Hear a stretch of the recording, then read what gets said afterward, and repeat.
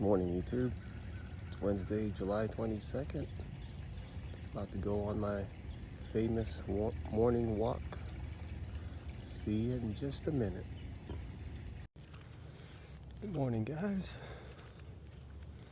What, y'all don't want to talk to me this morning?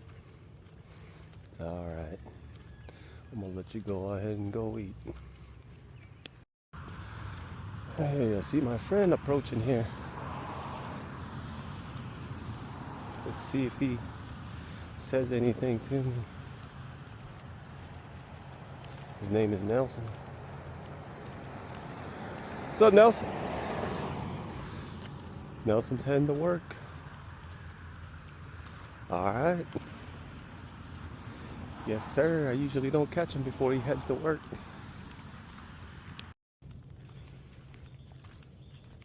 So what does it cost to live in Florida? I know everybody asks, but I guess it depends what part of Florida you move to. I actually live in Inverness, Florida. I call it like the north central part. It's closer to like Ocala and Leesburg. Those are the bigger cities nearby. So living in Florida, where I'm at, in Inverness, I live just like most people. I actually have well water. I don't have city water. We have a very shallow well area around here. We got lakes nearby. The reason why I brought up the whole well water thing is because that's actually one of the most expensive things, the highest cost item for me that I could think of that I never anticipated. I get peroxide, like 5-gallon buckets of it, and 8 to 10 bags of salt, like pure salt for the softener. I'm going through 2 buckets of peroxide and right around 10 buckets of salt every 2 to 3 months. And right now that's costing me, I know it'd be more impressive to give you a receipt, but these walks are just really informal, you know. I don't get too technical on it, but maybe in the future I could have like a more specific page as I upgrade my channel. But I am just starting out, so I'm just trying to keep everything super simple. So I probably spend about $175 every 2 to 3 months on peroxide and salt. And well water comes with additional costs because, you know, there's many things that go with it, and well water itself, where I live at, it's very hard. It causes a lot of damage to your appliances. You have to maintain your appliances, get all the scaling and the hard deposits off. I've already, since I've been here for like a little over 4 years, I've already gone through a brand new water heater. It was brand spanking new. We had it replaced because we had a home inspector check out the house before we bought it, and the old water heater was leaking pretty bad, so they put a new one in before we moved, and that thing lasted right about 3 years. Granted, we never cleaned it. You know, I didn't know what I was in for. I've never had well water before. I've been used to like city water has very low TDS, low mineral content, pretty clean. You could just drink it straight from the tap. But this water we have here is pretty nasty. I know because I've tested the TDS after it's been treated from the tap, and it's over 650. That's super high. So there's a lot of dissolved solids. And a couple years ago, we've already replaced our well pump. But I asked the guy who replaced it. It cost us almost $2,000 to replace it. He said that well pump was actually dated back in 1992. It was the original one. I told the guy, I was like, man, I hope the pump you just put in will last as long as this the old one you took out. And you get back on the topic of replaced well pump. So I'm hoping the new one will last as long as the old one.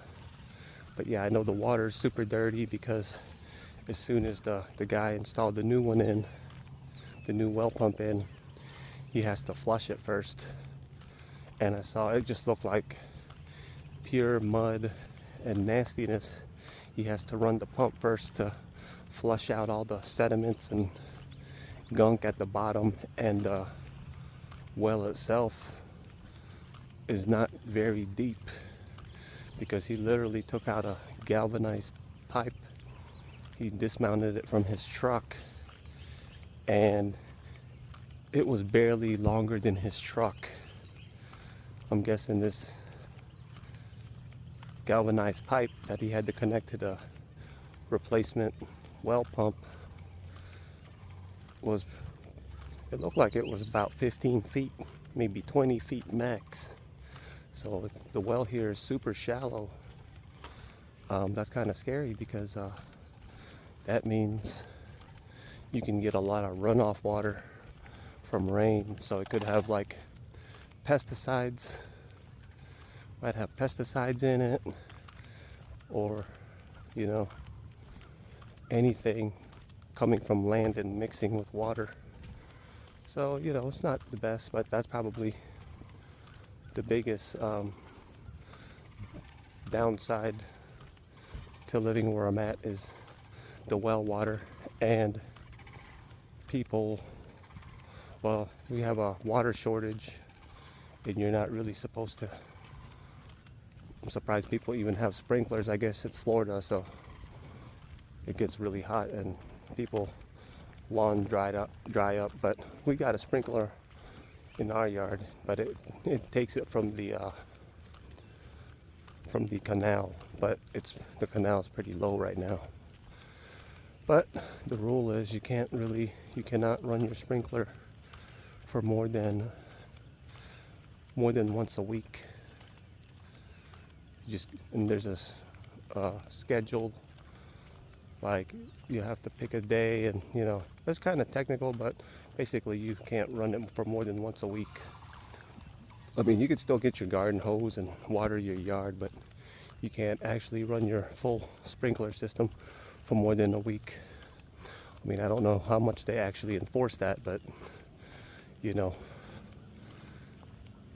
I don't know. That's a scary thing about these aquifers. You don't know how much water is actually in there, and being that we've had this drought, I don't really know how much longer it'll last. And it's like our well is not that deep, so it doesn't have as much water to pull from. So anyway, this was kind of a more technical conversation. I'll see y'all in the next one. Looks like somebody has been doing some decorating the streets of my neighborhood. It's called oil splatter painting on the ground. Wonderful.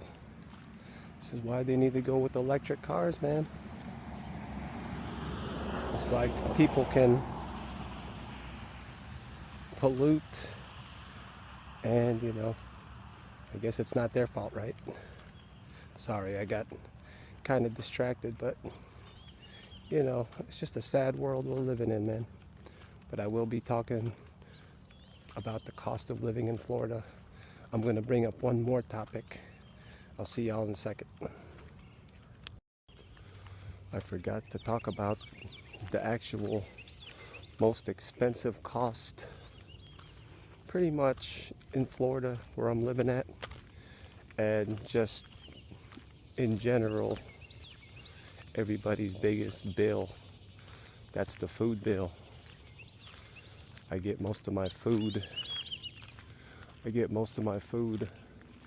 from Walmart because supposedly that's the cheapest, and it's a one-stop shop, so I can get everything: pool supplies, groceries, automotive,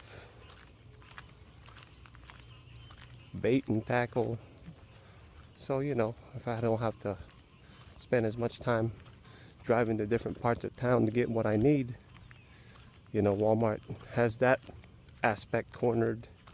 But yeah, grocery bills is super expensive, especially now. As y'all know, I don't have to even say anything, but I'm embarrassed to say this, but I have had grocery bills in the past, but not here lately. I've been pinching my pennies a lot more, but in the past, the minimum I would spend is $3,000 a month just in groceries. But that's kind of higher, on the higher end. And you know, we just moved to Florida when that happened, and we just sold our house, so we made some money off the house, so I guess we were splurging a lot.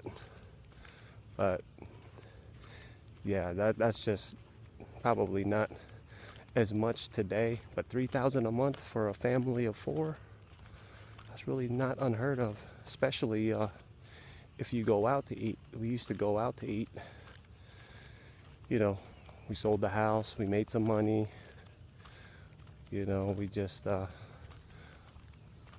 kind of little stupid to do that, you know. We just thought, oh wow, this money's never gonna run out. Nope. But yeah, food cost is definitely the most expensive. But of course there are other costs here in Florida where I live at. But the top two, well, the number one, which I should have mentioned first, and it usually is higher than the mortgage cost, is monthly food cost. It's super high. And number two, water. So food and water, the actual necessities just to live, to survive, are the most expensive. Something wrong with that, I think. Definitely something wrong. Makes you think if the American dream is real or it's just a dream. Well, comment below. Let me know what you think, and I'll see you on the next one.